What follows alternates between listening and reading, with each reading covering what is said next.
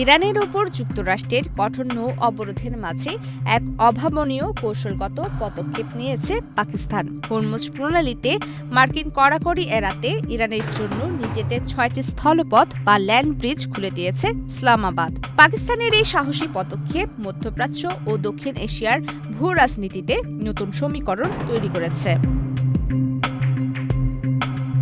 গত ১৩ এপ্রিল থেকে মার্কিন নৌবাহিনী ইরানের বিরুদ্ধে অবরোধ আরোপ করলে করাচি বন্দরে প্রায় ৩,০০০ কন্টেইনার আটকা পড়ে। মূলত এই বাণিজ্যিক স্থবিরতা কাটাতে এবং ইরানের অনুরোধে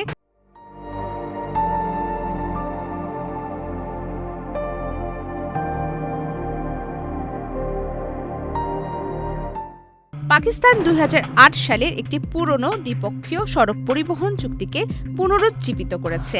গত ২৫ এপ্রিল এক সরকারি গ্যাজেটের মাধ্যমে করাচি, গোয়াদর ও পোর্ট কাসিম বন্দরকে সরাসরি ইরান সীমান্তের সঙ্গে যুক্ত করা হয়েছে।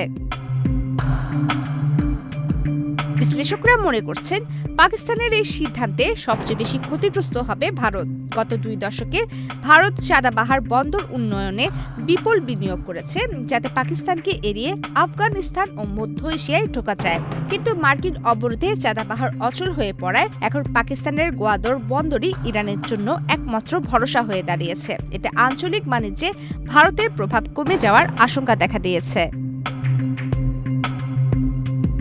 সবচেয়ে চমকপ্রদ বিষয় হল মার্কিন প্রেসিডেন্ট ডোনাল্ড ট্রাম্পের অবস্থান। ট্রাম্প এই ল্যান্ড ব্রিজ সম্পর্কে অবগত থাকলেও পাকিস্তানের বিরুদ্ধে কোনো কড়া ব্যবস্থা বা নিষেধাজ্ঞা দেননি। তিনি শুধু বলেছেন, আমি সব জানি। কূটনৈতিক মহলে আলোচনা চলছে, ট্রাম্পের সঙ্গে পাক নেতৃত্বের সুসম্পর্ক অথবা আফগান ইস্যুতে পাকিস্তানের সাহায্য পেতেই কি ওয়াশিংটন এই নমনীয়তা দেখাচ্ছে।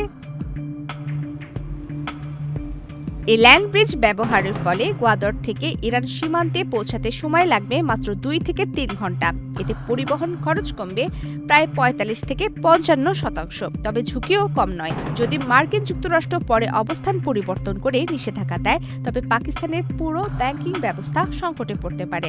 এছাড়া বেলুস্তানের নিরাপত্তা পরিস্থিতি সামাল দেওয়াও ইসলামাবাদের জন্য বড় চ্যালেঞ্জ। তবে আপাতত এই পদক্ষেপ ইরানকে যেমন দম ফেলার সুযোগ দিচ্ছে, তেমনি পাকিস্তানকে চীন সমর্থিত বাণিজ্যিক করিডোরের প্রধান কেন্দ্র হিসেবে প্রতিষ্ঠিত করছে।